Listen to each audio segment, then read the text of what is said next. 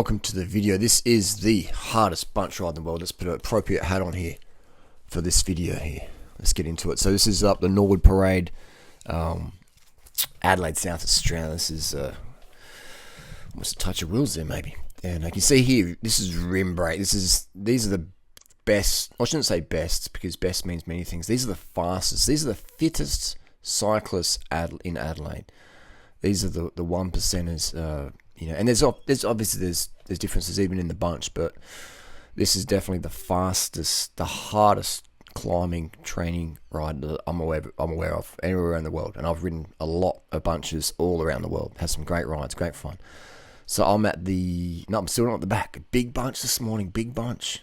You see a lot of rim brakes here. There's a lot of rim brakes here. I'm like, oh man, this is gonna be on Donkey Kong.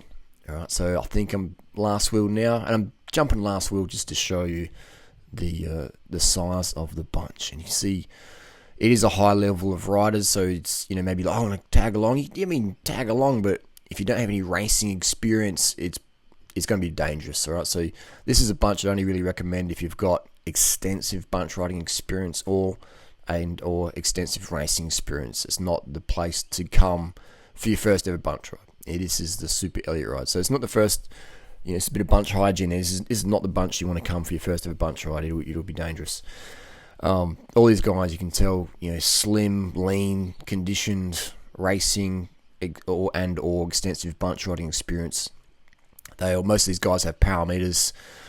Most of these guys just live to ride and ride to live. And you can see the rim brakes here. This is 2021, and these guys are still running rim brakes. And, these ain't cheap bikes either. So you can just see these guys, that every gram matters.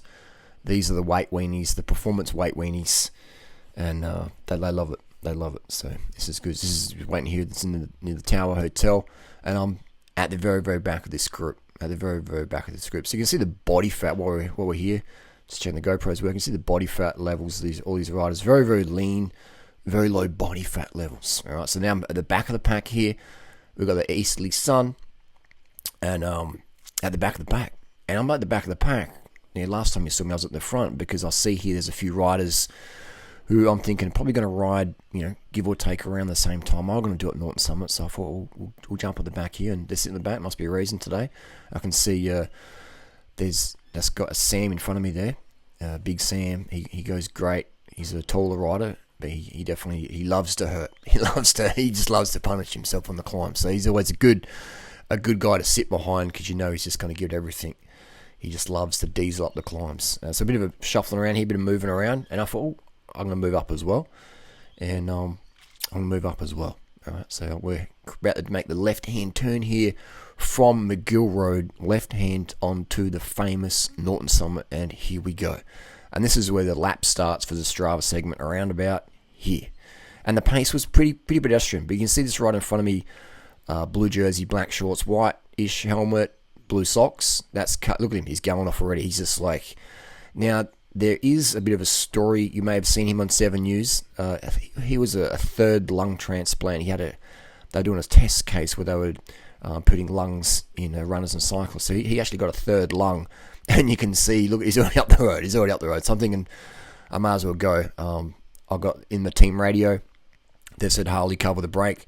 So I've got JB Brunel in the back team car behind. He said, cover the brake, get up there with Carl Cannibal Evans. And so there's mainly two instigators each week in this bunch. You got Dan Potter, and who's a 17-year-old Phantom, and you got Carl there, who's just loves Norton Summit. He loves to push himself. You also see there's a guy there in the pink jersey, just second one in front of me. That looks like Max Hardy. Also loves to push those 400 watt numbers. See, we've got rim brakes here pretty much. And I'm thinking, I'm in the first group now. Team radio said, cover that first group. And so I'm saying, okay, I'll cover the brakes. I'm in this first group. There's a whole stack of riders behind us. We're passing some riders on the left. And this is another thing, is while we're just talking this part of the ride, you always want to have your head up. I never have my head down. I'm not even looking at my power meters really too much. I'm just paying attention at all times. It's really essential to pay attention, because the rider in front of you might not point something out. If you've got your head down, bang. I've seen many, many crashes happen on the flat, up hills, down hills. I've seen some horrific crashes. So kids, adults, everyone out there, boys and girls, husbands and wives, always keep your head up and pay attention. Even if you're talking to someone, just keep your eyes up the road. We're passing another group of riders here on the left, this great crew, and we're cruising up the hill here. So we're motoring along. You can see it's strung out, single file. It does look like we've also got Dan Potter. He's also a third lung transplant recipient, and he's on the front there as well. So it's him and Carl, and they're sort of doing it, some pretty solid watts. We're strung out in a single line. I'm trying to get a wheel here. I've got a taller rider in front of me. He's pretty lean. He's about as wide as a seat post. I'm probably not getting that much of a draft, but low body fat, good build for cycling, good build for running. And I'm just going to sit here and wait for the team car orders to let me know what's going up the road. Again, we've got some passers and riders on the left here. Always have your head up. Actually, Carl's at the back here. Carl's just having a bit of a sit. He's maybe waiting for a move shortly up. So generally when you see Carl come back like that, it's going to be another surge. So the power here. And this rider in front here, you can see in the blue jersey with the Caravello, old school 1990s Nicks. That's Robert Light, who's an N-Swiss ex Team Pursuit rider. Quite good on the track back in the day, riding his Colnago there. So he's coming back into form, a bit of fitness. And I'm just going to sit behind him because I'm thinking I've got team orders just to sit on the back and cover the back. That's why I'm sitting on the back. I'm only sitting on the back just because I've got team orders to do so. Right? So no other reason other than that. Also, we're getting some footage here for you guys. And if I'm on the front, all you see is an empty road. So that's my excuse. But yeah, so now the pace is going up again. And I've got riders behind me. I can feel some riders coming up behind me. And I'm just thinking, we're sitting pretty here now. If it goes any harder than this, my legs are going to be going a bit of zub, blah, blah, blah, blah, blah. But this is all good. So we're pointing out something there. I'm not sure what we're pointing out. There's a bit of a gap here. I can feel the surge, and I'm just thinking I'm going to wait for the riders to come around me, and we'll go for that. And there we go. Now it's really the party's really starting to go on. And I'm looking at my power meter. I'm thinking I could probably bridge this, but I'm thinking I'm going to wait for the second group because JB on the team radios just said, "Wait up. We need you to be there for a spare wheel." So I'm letting this brake go. And the other riders are going, "All right, come on, that's rim brakes number one, going around there." And look at that. Now the pace is really. Now we're going to the rim brake rider. Look at that. Now it's these are the guys who train the house down. Now this is the deal. So I'll move around. I'm still waiting for the rider behind me for the spare wheel. That's why I didn't cover that one. But no, jokes aside, I could have covered that, but I would have blown up in probably about 2 or 3 minutes. So I'm looking at the watts. I'm like, this is pretty good. I'll just sit here and keep punching out this because I'm trying to get a sub 13:30. But I knew those guys at the front there. That's going to be like a low 12.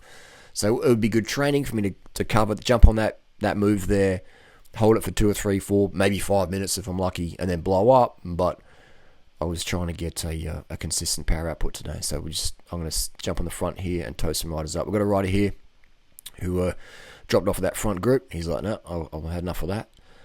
And so we're going to go around him. And there's another rider as well, like you can see in the horizon there, who waved the white flag on that front group. And that front group, look at them, they're motoring. They are motoring. That's the third lung group. If you have a third lung, put your hand up and get in that front group. This is third lung group on the front, driving the pace.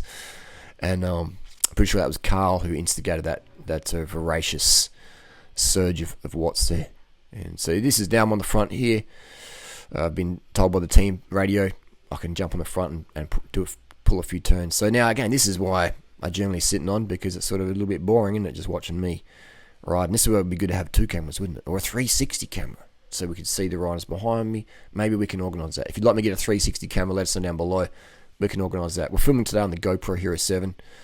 I'm at the saddle here. I'm going to try and catch this rider in front and get on their wheel. And generally what happens is, you click a few gears, make a bit of a cough. The rider can tell you on their wheel, and generally the pace picks up a bit, because there's a bit of expectation. All right, come on, let's keep rolling through. And then when this rider's had enough, they give a flick of the elbow, or they say, get around me, mate, get around me. But generally it's a flick of the elbow, and you take a turn on the front. So we're passing a rider here who's not with our group. It's just Norton Summit's very, very popular. It is a very, very popular climb. It's not a hard climb. It's quite a fast climb. It's definitely a power climb. The more power you got, the better it is. It's not a pure climber's climb, but it's definitely, if you're racing crits or stuff like that, it's a fantastic climb to train on, because it does require that power. So I can see I'm sitting here either. It's looks like a 1x chainring. That's interesting. 1x, which should be fine for Norton Summit. I've got disc brakes here. White socks, white shoes, which is a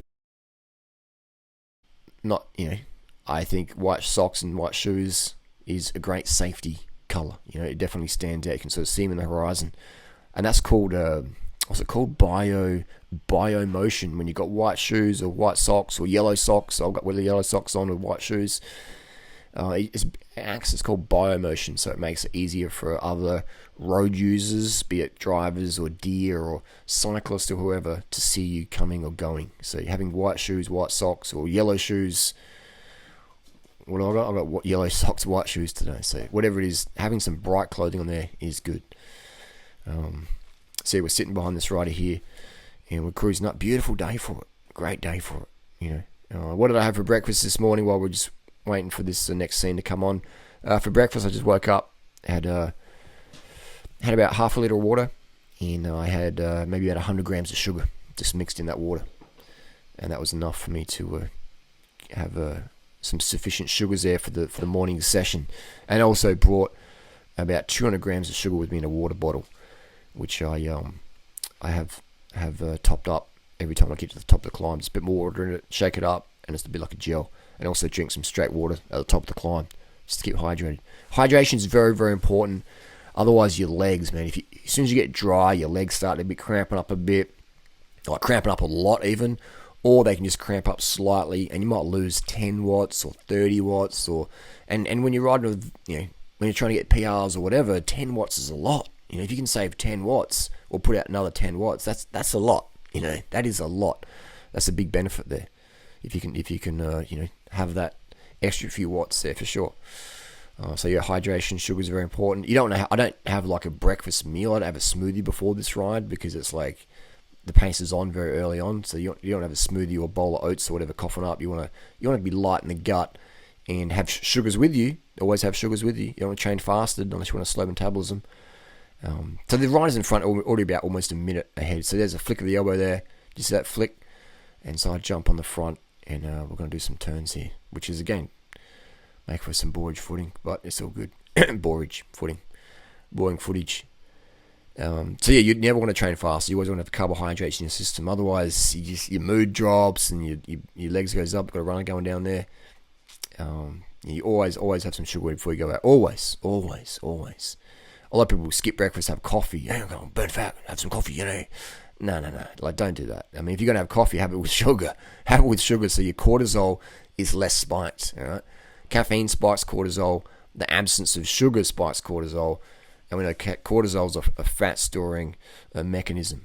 So we don't want to have as much cortisol, as we can. We can minimize cortisol. That'd be great, thanks. Unless your goal is to gain, maybe you're underweight, maybe trying to gain some body fat, then yeah, train fasted. And over time, months and years, you'll just gain more and more fat, more weight. So there's a time and place for fasted training. It's definitely best for weight gain long term, which is a few people out there trying to do that. Got another rider here in a red flashing light.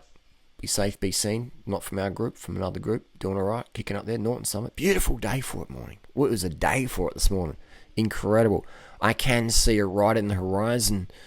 You can't see them though, can you? It's dark blue kit, not the best kit for safety, but you can't really see them, can you? They're very, very camouflaged. I can see them because I've got pretty good eyesight, and I'm looking at in eyesight for spotting cyclists generally. But you can see the rider's very, very camouflaged. Quite camouflaged. If you weren't really paying attention, which you should be, on the road, it'd be a bit harder to see them. Now we can sort of see a bit of whiteness, maybe some white socks going on there. And that's the first thing you notice, really, isn't it? Some white socks or something going on, and a bit of biomotion. Here we go. Now we can see white socks.